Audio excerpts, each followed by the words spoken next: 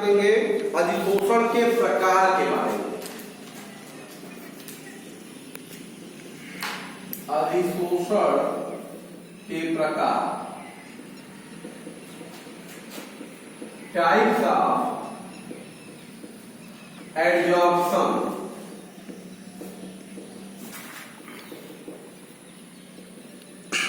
Types of adsorption, अधिशोषण के प्रकार। ध्यान दिए बेटा, अधिशोषण दो प्रकार के होते हैं। अधिशोषण जो है ये दो प्रकार का होता है। पहला क्या है हमारा, भौतिक अधिशोषण।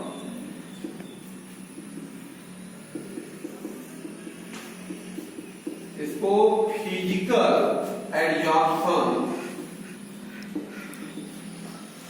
या फिजियोप्शन भी कहते हैं। फिजियोप्शन, ठीक है। और दूसरा है रासायनिक अधिशोषण।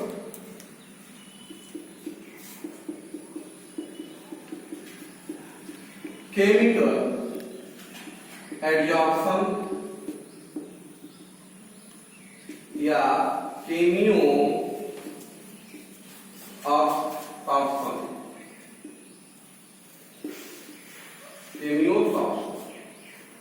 हमारे पास अधिशोषण दो प्रकार के देखने को मिलते हैं, भौतिक अधिशोषण और रासायनिक अधिशोषण। सबसे पहले हम चर्चा करते हैं आपसे भौतिक अधिशोषण की।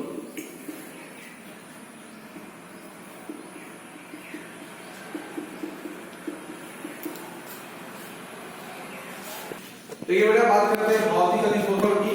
फिजिकल एडजॉर्प्शन में होता क्या है, देखो बेटा, जब अधिशोषण के प्रक्रम में, जब अधिशोषण के प्रक्रम में अधिशोषक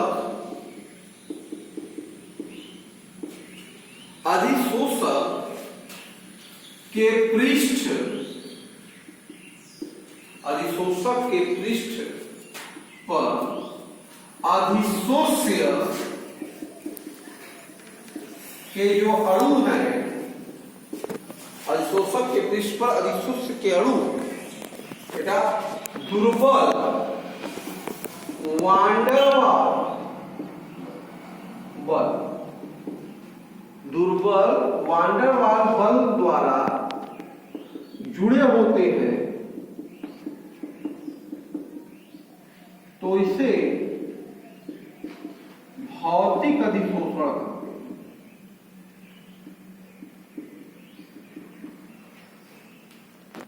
क्या कहते हैं, भौतिक अधिशोषण कहते हैं।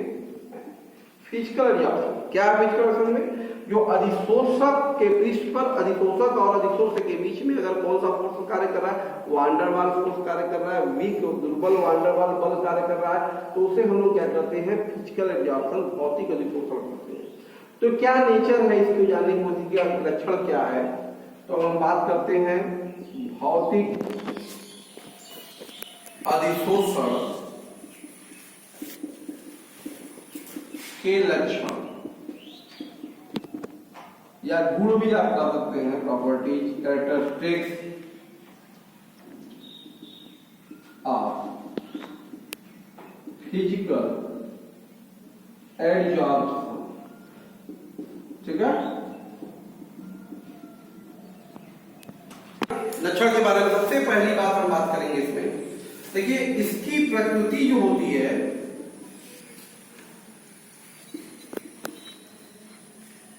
नेचर जो है किसका, भौतिक अधिशोषण का, इसकी प्रकृति बेटा अविशिष्ट होती है,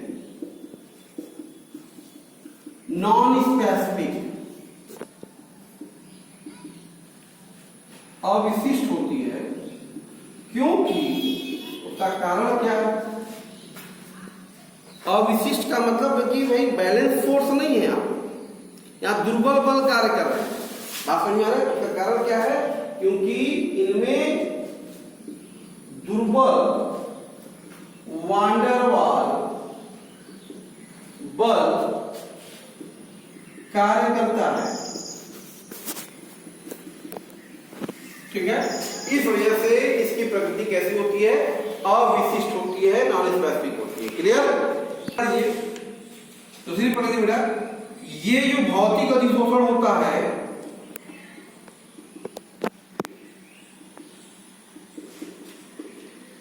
उत्क्रमणीय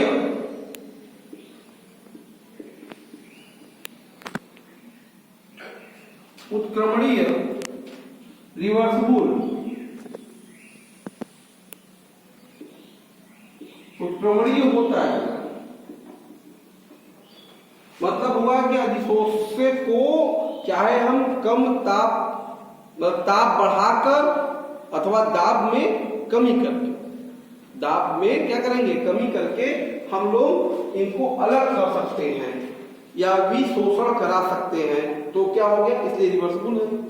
बाकी मेरा हम कह सकते हैं यहां पर कि निम्न नहीं, उच्च ताप पर या ताप बढ़ाकर, ऐसा कहें सिंपली कि ताप बढ़ाकर तथा दाब घटाकर अधिशोष्य को अधिशोषक के पृष्ठ से अलग कर सकते हैं। ठीक है, अलग कर सकते हैं। इसलिए मैंने कहा कि भौतिक अधिशोषण क्या है, एक उत्क्रमणीय प्रक्रिया है। क्लियर है? देखिए, भौतिक अधिशोषण के ऊष्मा की जो मात्रा होती है बहुत कम होती है। ठीक है, यहां पे भौतिक अधिशोषण बल दुर्बल है, दुर्बल बल के कारण ये ऊष्मा का उत्सर्जन बहुत ही कम होता है। वास्तव में मेरा इसे भौतिक अधिशोषण कहते हैं कि यहाँ पे बहुत ही ऊष्मा की मात्रा यहाँ पे क्या होती है, बहुत ही कम होती है। ओके, भौतिक अधिशोषण जो है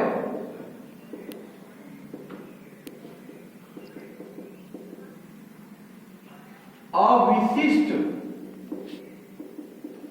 प्रकृति के कारण, अविशिष्ट प्रकृति के कारण ये बहुपरतीय होता है, मल्टी लेयर के फॉर्म में बहुपरतीय होता है।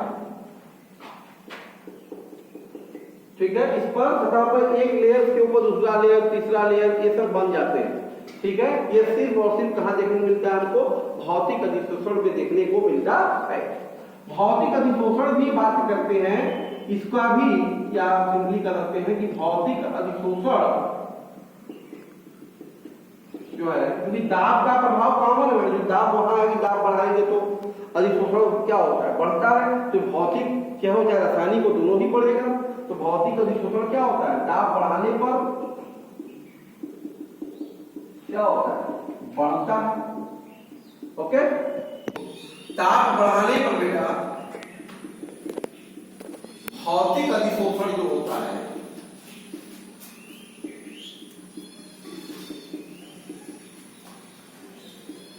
कम होता है या भौतिक अधिशोषण की मात्रा घटती है।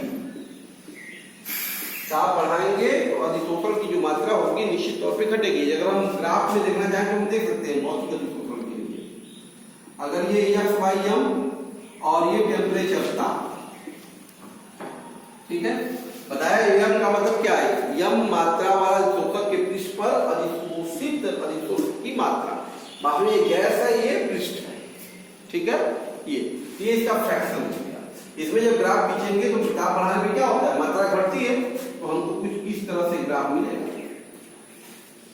ये क्या है, ये भौतिक अधिशोषण के लिए, भौतिक अधिशोषण के लिए ग्राफ, इसमें ताप और अधिशोषण की मात्रा। क्लियर? गैस कैसे होनी चाहिए जो हमारा अधिशोष्य है, तो बेटा अक्सर हम पाएंगे कि जो उच्च क्रांतिक ताप वाले होते हैं, उच्च क्रांतिक ताप वाले गैसों का भौतिक अधिशोषण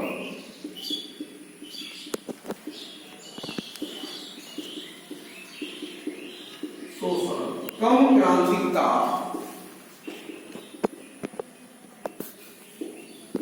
क्रांतिक ताप वाले गैसों की तुलना में उच्च होता है, क्योंकि कारण क्या बनेगा कि जो कम क्रांतिक ताप वाले हैं,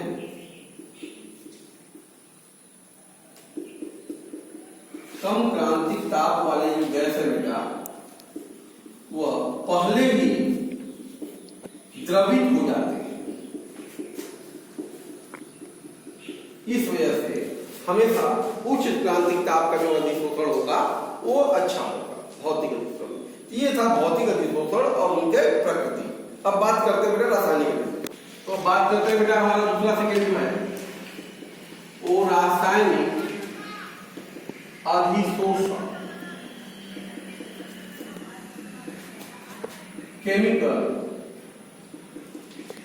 एडजॉर्प्शन।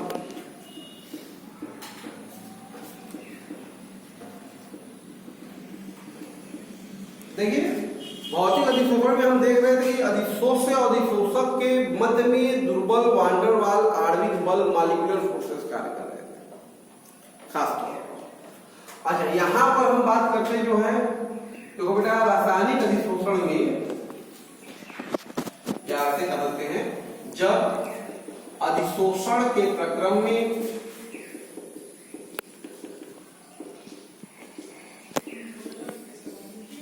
अधिशोषक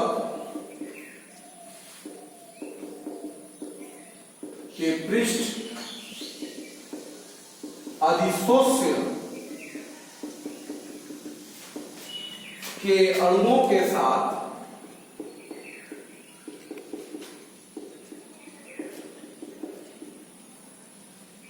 संयोजकता बंधों द्वारा, संयोजकता बंधों बैलेंस बॉन्ड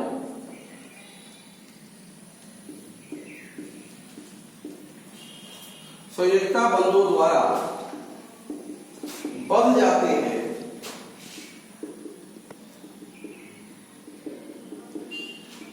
तो उसे रासायनिक अधिशोषण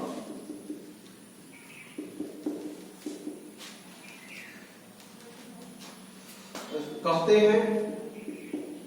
ठीक है, तो बेटा जहां पर केमिकल बॉन्ड बनेगा, बैलेंस बॉन्ड बनेगा अधिशोषक और अधिशोष्य के मध्य में, तो ऐसे अधिशोषण को हम क्या कहेंगे बेटा, रासायनिक अधिशोषण के नाम से इसको जानेंगे। क्लियर है? करते हैं इसका क्या लक्षण है, क्या प्रकृति है। ठीक है, तो हम बात करते हैं रासायनिक अधिशोषण की प्रकृति, कैरेक्टरिस्टिक्स, केमिकल एडजॉर्प्शन।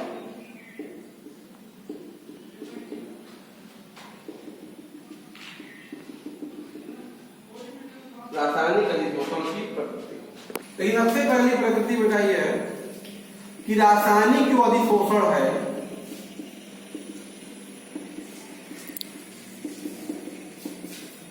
बेटा ये विशिष्ट प्रकृति का होता है।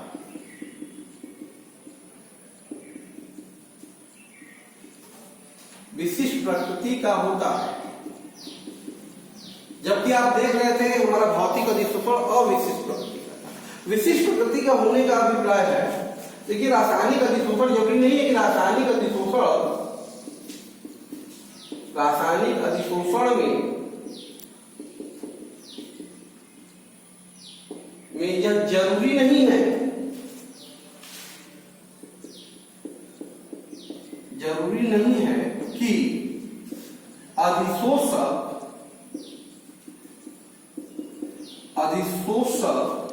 व अधिशोष्य के मध्य रासायनिक बंध बने ही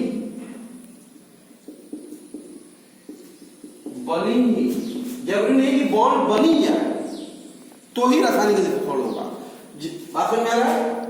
बनेगी, जबकि अधिशोषक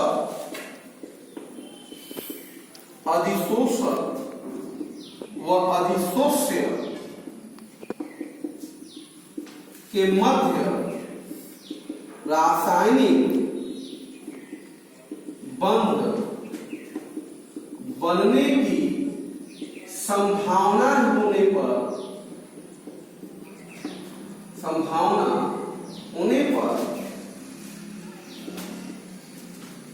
रासायनिक अधिशोषण होता है।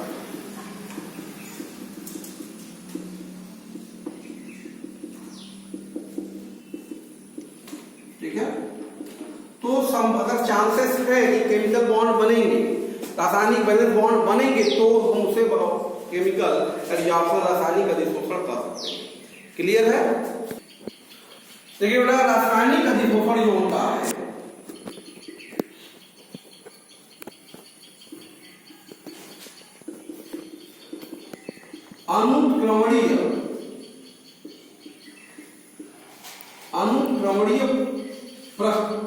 अनुक्रमणीय प्रक्रम होता है, अनुक्रमणीय होता है, इरिवर्सिबल होता है।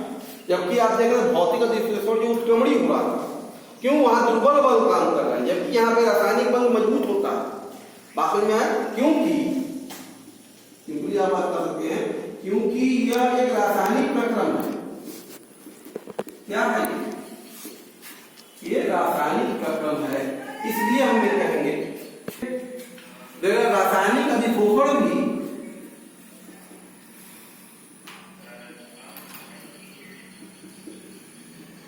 की जो ऊष्मा होती है बेटा, ये भौतिक अधिशोषण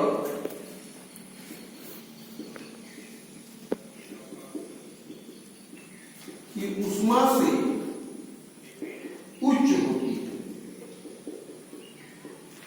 कहने का मतलब भौतिक रासायनिक अधिशोषण अगर कराएंगे तो जो ऊर्जा उत्सर्जित होगी उसकी वैल्यू भौतिक अधिशोषण की तुलना में क्या होती है?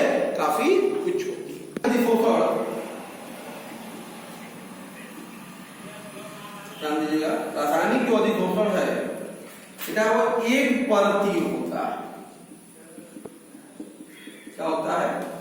ये यूनिलेयर होता है कि केमिकल बॉन्ड बन जाएंगे तो स्पेस नहीं बचेगा, स्टेबिलिटी मिलने के कारण यहाँ पे जो फलक होता है वो क्या होता है? सिंगल होता है। इसके बाद इसमें दाब वाली बात वही आ गई, दाब बढ़ाएंगे तो इसका भी जनरली अधिशोषण क्या होगा? बढ़ेगा। कोई भी चाहे भौतिक हो चाहे रासायनिक हो। बेटा अब दाब का प्रभाव की बात करते हैं, लेकिन रासायनिक अधिशोषण भी शोषण दाब बढ़ाने पर बढ़ता है। ठीक है, सबसे खास बात इसमें देखिए ताप का है।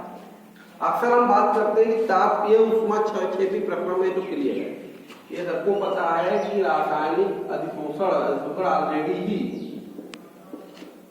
ऊष्मा क्षेपी प्रक्रम है। इसका मतलब यह हुआ ताप बढ़ाएंगे तो अधिशोषण की मात्रा घटेगी। ऊष्मा क्षेपी प्रक्रम है बेटा, इसका मतलब क्या होगा? ताप बढ़ाएंगे तो क्या होगा? अधिशोषण की मात्रा घटेगी। लेकिन यहां पर ऐसा नहीं होता। देखिए रासायनिक, जबकि रासायनिक अधिशोषण में होता क्या है? रासायनिक अधिशोषण में ताप बढ़ाने पर पहले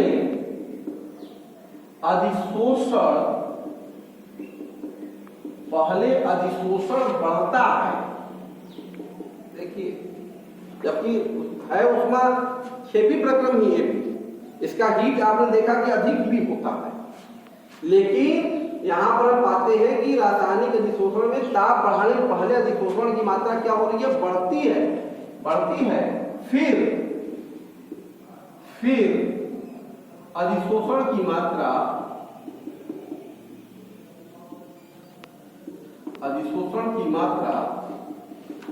घटने लगती है। उसका कारण क्या है? इसका कारण बेटा यह है कि इसका कारण यह है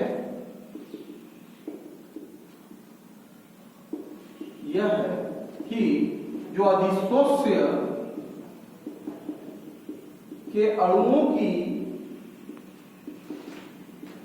ये रासायनिक अधिशोषण में बात हो, यहां पे अधिशोष्य के अणुओं की सक्रियण ऊर्जा, जो सक्रियण ऊर्जा है, एक्टिवेशन एनर्जी है, उच्च होती है। क्या होती है? उच्च। इस वजह से अगर हम ग्राफ देखें ताप के प्रभाव में, यहां पर अगर ग्राफ देखा जाए x/m और टेम्परेचर में, ताप में, तो हम पाएंगे बेटा पहले ये धीरे धीरे बढ़ेगा अधिशोषण, लेकिन फिर उसके बाद ये क्या होता है, घटने लगता है। ये है रासायनिक अधिशोषण।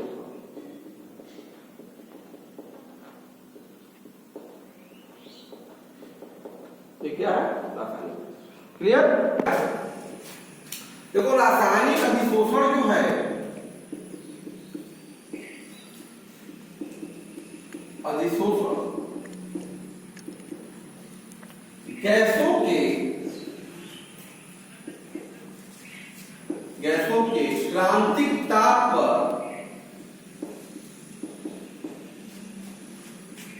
निर्भर नहीं करता है।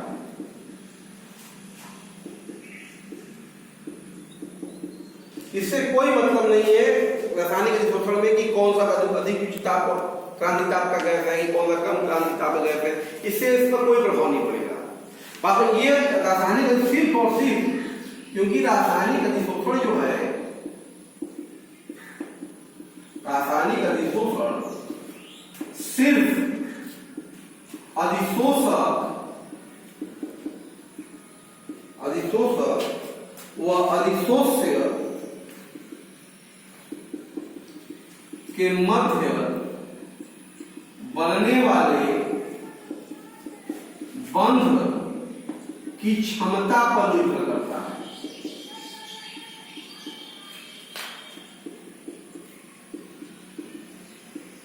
ठीक है, तो इसका क्रांतिक ताप से कोई संबंध नहीं होता है।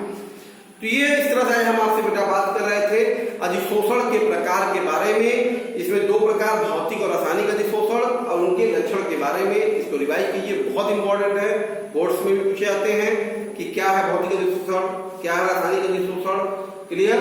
इसके आगे हम बात करेंगे अधिशोषण समतापी के बारे में। नए वीडियो, अगले वीडियो में आपसे डिस्कस करेंगे क्या है अधिशोषण समतापी।